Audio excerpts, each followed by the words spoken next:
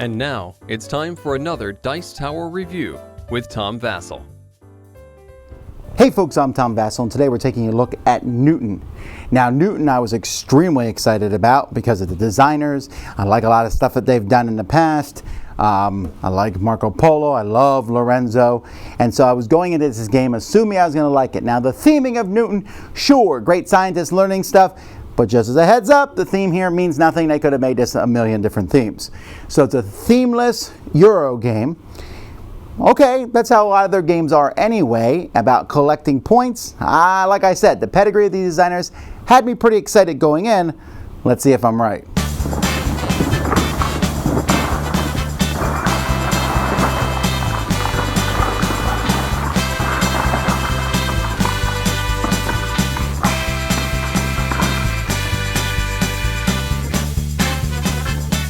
So there's a big board out here where each person's going to have their scientists. They'll have some assistants down here. You have a track up here. There's a lot of different tiles that are also randomly placed on the board as long as they match the shape of where they're placed.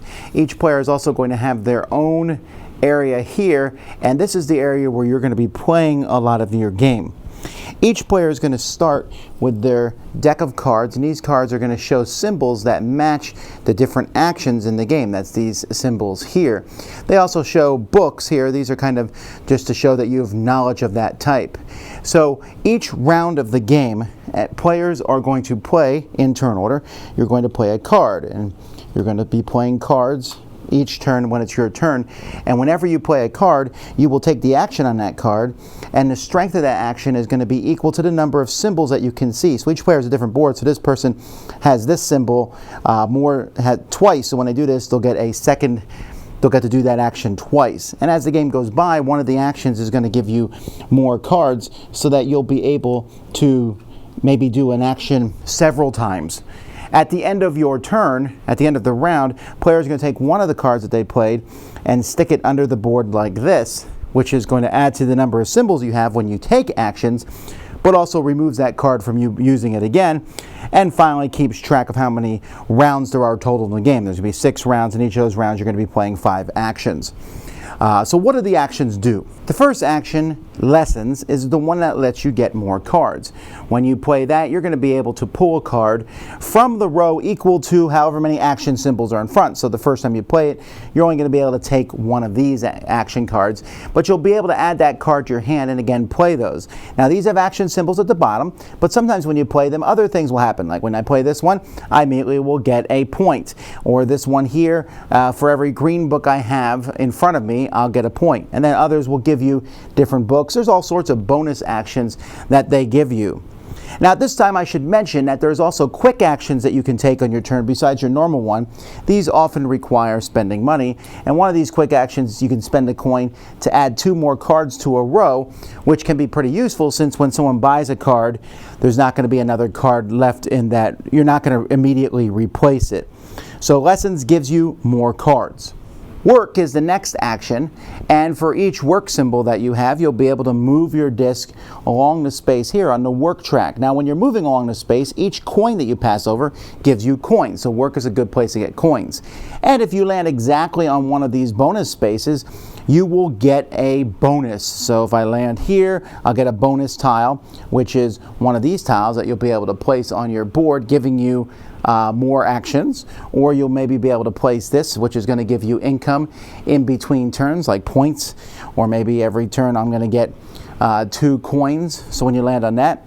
Here, this one happens to give you points for each cube that you have in a specific city on the board, and when you land on this, you have a chance to play one of your people that you have. Now you have personages that you get at the beginning of the game, and these are going to be able to be played. They're going to give end game bonuses and also special abilities, but you need to land on these to get them. So this is the work track. Moving there gives you money and possibly a few bonuses. You don't have to move your full movement. So let's say I have 4 work symbols and I'm here. I might just go 2 so that I land exactly on that. It's up to you. The next action is Travel. When you travel, you're going to be moving your scientist on the board, basically following the paths over land and sea to go to different bonus tiles to show that you've been to different cities. So I might be able to go here, and every time you go to a spot, you'll add a travel cube when you land in a different spot on the board. Many of the spots on the board have bonus tiles in them, and when you land on those, you'll take the bonus tile, and unlike these bigger tiles, these tiles will come off the board. The first person to get them gets whatever the bonus is. Also, many of the spots on the board, when you cross over them, are going to cost coins, so it's going to cost you money to travel on the board. And so you're going to be trying to visit these different spots, get bonuses, and get as many of your cubes out on the board as you possibly can. The reason for that is each player here has a bunch of cubes. You'll be pulling these off and placing them on the board, and when you put out your last 4 cubes, you're going to get 1, 2, 4, and 8 points respectively. So the more you travel, the more points you can get. The next action is study. And a lot of this has to do with travel. When you study, you're going to be able to take one of your books here, and you're going to be able to place it on the bookcase up here. Now, to place it on a book, you're going to need to have that many books. So I have 1 orange book showing, so I'm going to be able to place my tile here because that shows that I have 1 orange book showing. And so you might need 2 of the orange books here, 3 of the green books. Many of them have to do with traveling around the board. If you visited specific cities on the board, you'll be able to place books there. And once you completely fill in a row or a column, so let's say I have this row here complete, with this column completely filled, then every time between turns I'm going to be scoring 4 points. So the more of these that you have filled in, the more points you're going to get. Also, as you remove these tiles from the board, you're going to get some quick bonuses here, a potion, money, and a scroll. Now this potion's also important. You're going to be getting potions throughout the game, and you can use and spend these potions as if they were one of the books of the colors that you don't have. The last action is technology, and when you spend this action, you're going to be able to move your assistant that many spaces or less on these tracks here, which have bonuses and all sorts of different bonuses that you're going to get. A lot of objectives, although with the objectives, this objective up here, for example, I need to have these books showing on my shelf, but if I go there at the end of the game, I'm going to get bonus points, or I'm going to get the points right now. There's various things that you can get as you land on these different spots. Now you start the game with only 1 assistant. There are ways to get more. You can also spend 5 coins to add another student to the board, and then you can move them along a different track because these tracks are only one way, and when your student gets to the end of one, they're going to be finished. You also have a wild action. This counts as any of the actions when you play it. So if I've already have this played, I can play this one to do the technology action twice. It does not work in reverse. Once these are played, they're just a joker. They don't add up to anything else. And remember, I told you there's those quick actions that you can do. You can buy potions. You can turn over more cards from a deck. You can increase the value of one of your actions by paying coins, and you can buy more students. So that's pretty much it. 6 rounds, 5 action each round. Once all the actions are done, whoever has the most points is the winner. There's going to be some endgame scoring, but not a lot. A lot of the points will be scored over the course of the game, and players are going to be scoring stuff in between rounds based on the rows and the columns that they fix. There's a lot of different ways to get points in this game, and whoever has the most wins. You'll notice here that it's really brown. All right, I like this game. I'll say that right now, but wow, brown, brown, brown. I do like that all the tiles are different shapes, so it's pretty easy to figure out where they go, but there is a lot of sorting before each round, and when you look at this board, it can be, the player board, I like a lot more. I like how this looks. It has the colorful books. I like how you place the cards. Even though there's a lot of symbology on these cards, they are pretty easy to figure out what they do as the game goes by. So I have no problem with that, and the card quality is good. The component stuff is good. The whole thing looks a little bland. I don't think it's going to be attracting people by its looks. Well, this is a good game.